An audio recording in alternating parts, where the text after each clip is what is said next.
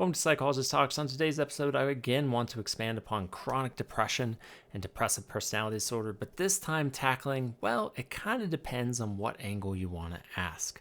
From a cognitive lens, the question you might be asking is, why is my attention so bad? Why is my memory so bad? On the flip side, you might be asking yourself, why can't I remember more about my narrative and my history?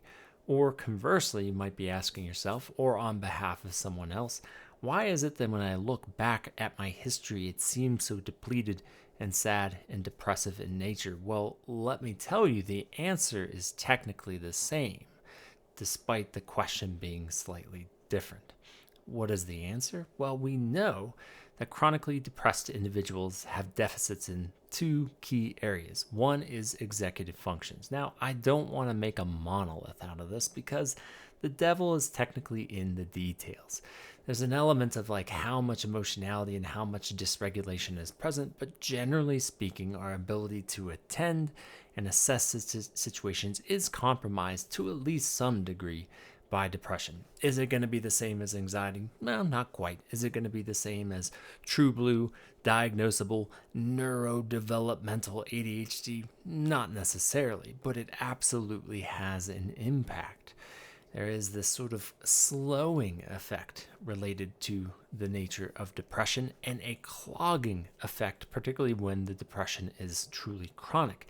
If you've ever interacted with a really depressed youth or just a really depressed person in general, they are in their own heads. They are just kind of consumed. It's like half of their attention is available to the world around them because they are so internally focused about all sorts of thoughts and feelings and just baseline dysregulation that is going on. And because of that, their attention can be compromised. And because of that, secondary to that, their memory can be compromised as well. And so when people come into me for ADHD evaluations, one of the things I'm absolutely assessing for is depression. And this can have cascading effects on all sorts of things, academia, job performance, etc., etc. Again, experientially, there's a little bit of a difference here across the different conditions, not something very easily measured, but there is indeed a difference. But just naming it, that there are executive and related cognitive issues related to chronic depression. And you better believe you get someone actively in a significant depressive episode, they are not going to be operating at their best. The answer, this fact, is the answer to the other question as well, with one possible addition that I hope to expand on in future episodes and just really honestly in the nature of my clinical work. And that is why is it when I look back, my memory of myself, my narrative, it feels like it's missing chapters, and or when I do remember things, there's a skew towards the not so good or pleasant. Well, unfortunately or fortunately, present day, the seeming trend seems to be well, it's probably because I have trauma. Well, okay, maybe, right?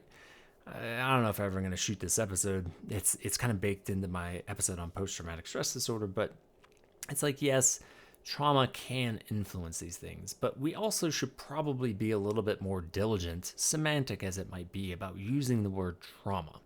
Because not everything is trauma, and it doesn't mean you have post-traumatic stress disorder because you don't have a good memory and or your memory is negatively skewed. It can, in fact, be as simple as chronic depression and a depressive personality. A different way of putting it, can trauma be correlated to this and kind of had an additive effect on top of or underneath depression? Yes, but is it only that? No, you don't have to have distinct trauma in your life to qualify for these difficulties. Because when we look back, the one that's probably intuitive, going in kind of opposite order here, the one that's probably intuitive to most people is depressively inclined individuals are also inclined to focus on the not so good. You think of it as sort of a threat cue of I don't feel good about myself and I'm worried that I am indeed worthless. And so naturally the brain, doing what it does from a survival perspective, but not terribly helpful from a depression perspective, is looking for signals that will verify exactly that. And so there is just the skew towards, attending to depressively inclined content. It is the threat that the person is always looking out for. It is the thing they're constantly trying to avoid, and in doing so, the brain is doing what it does best, and it encodes that which it needs to do to survive, except this is not related to fundamental survival. And so when we look back, there's a skew towards the not so pleasant. Doesn't mean it's not accurate. A lot of folks with chronic depression don't have a lot of positive experiences to build upon. I consider myself one of these individuals. I look back. My social interactions and my experiences at school and even at home were not like wildly pleasant. I'm not high-fiving myself and then periodically depressed. I can legitimately look back and be like, there's not a lot of great stuff in there. There's not a lot of bad. I don't consider myself on the trauma list of individuals.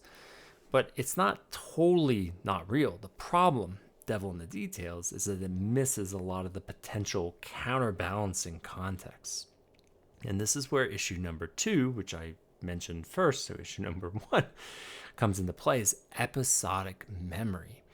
That all of this that we're talking about influences how we build narratives about ourselves. That when we are processing our day-to-day, our week-to-week, and our month-to-month, and indeed our year-to-year, we begin to develop like a Swiss cheese version of our narratives because we are so threat inclined. We're so focused on the depressive, negative sort of things. We are not appropriately attending to more of the world around us that is indeed important for building a cohesive narrative. And so it is not uncommon, and again, I include myself on this list, that when you talk to people with chronic depression, particularly depression beginning at a young age, their narratives have tons of holes in them, that they will not remember middle school terribly well. They will not have distinct memories of their friends, despite legitimately interacting with some friends or their classmates or their parents. There's massive holes there. And the last thing I would want people to do is assume that's because there's some sort of unearthed, trauma that needs to be unearthed. Could it be? Yes, maybe, possibly, right? Or it could just be chronic depression. That depressive personalities, the nature of personality disorders, it begins young and is chronic and unremitting and part of somebody's everyday life. Kids are not equipped with ways to deal with that super effectively, and especially without treatment. They are surviving. They are not necessarily thriving. And with that comes deficits in attention, potential deficits in memory, and perhaps most painful of all, deficits in the episodic memory, in the ability to form cohesive narratives about the self. It is a tragic thing that causes a slew of emotional and relational issues as the person continues to develop, and hence why treatment for depressive personality disorder is really complicated and layered. There is a lot of healing to do that is almost trauma-like, even in the absence of distinct, objectively named big T trauma. So, hope that's interesting. As always, thank you for listening, watching, and stay curious.